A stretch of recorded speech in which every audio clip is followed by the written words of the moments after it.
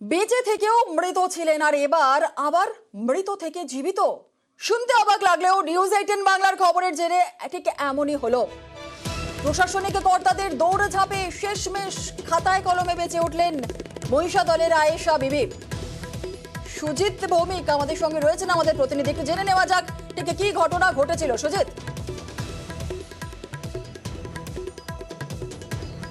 জুনেলা, দেখো, মহিষাদলের ইটামগড়া 2 নম্বর গ্রাম পঞ্চায়েতের বাসিন্দা আয়েশা বিবি, তিনি কিন্তু যথারীতি লক্ষ্মী ভাণ্ডার প্রকল্পে টাকা পেতেন, কিন্তু যখন কিনা 6 মাস আগে থেকে দেখা যাচ্ছে তার অ্যাকাউন্টে টাকা জমা পড়ছে না, তখনই তিনি দৌড়ঝাঁপ করতে থাকেন। দৌড়ঝাঁপ করতে করতে তিনি দেখেন বা প্রশাসনিক আধিকারিকরা জানান তিনি মৃত। আসলে তিনি কি করে মৃত? দিব্যি আছেন, সংসার করছেন, কাজ করছেন, বেঁচে আছেন। সেই যে তিনি বেঁচে আছেন তা জানান দিতে একেবারে তাকে ছুটতে হয় পঞ্চায়েত থেকে বিডিও অফিস, কিন্তু কাজ হচ্ছিল না। শেষমেশ নিউজ 18 বাংলায় আমাদের সঙ্গে যোগাযোগ করেন, আমরা খবরটি তুলে ধরি, তারপরেই যেন তোড়জোড় দৌড়ঝাঁপ প্রশাসনিক আধিকারিকদের বেড়ে যায় জুনেলা। তারপরে কিন্তু সমস্যা মিলল।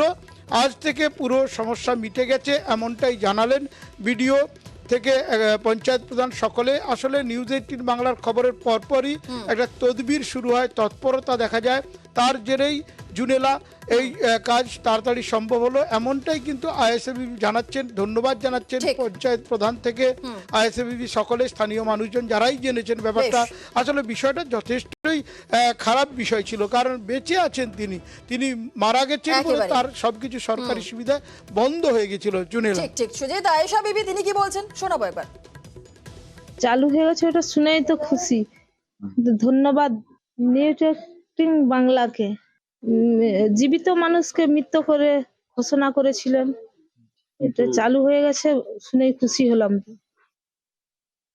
ওটা আমার নজরে আসে, যেদিনকে এসেছে সেদিনকেই স্টেপ নেওয়া হয়েছে। একটা দুটো রিপোর্ট নেওয়ার দরকার ছিল পঞ্চায়েত থেকে, সেগুলো নিয়ে আমরা হায়ার অথরিটির সঙ্গে যোগাযোগ করি। হায়ার অথরিটিও সঙ্গে সঙ্গে প্রম্পট অ্যাকশন নিয়েছে, যার ফলে তাড়াতাড়ি সমাধানটা করা গেছে।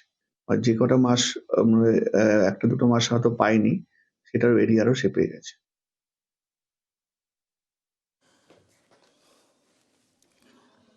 যেমনটা আপনাদেরকে জানাছিলাম, নিউজ 18 বাংলার খবরের জেরে মৃত থেকে জীবিত। মহিষাদলের ঘটনা, খবরের জেরে এই ব্যবস্থায় নেওয়া হয় লক্ষ্মী ভাণ্ডারের টাকা পাওয়া শুরু।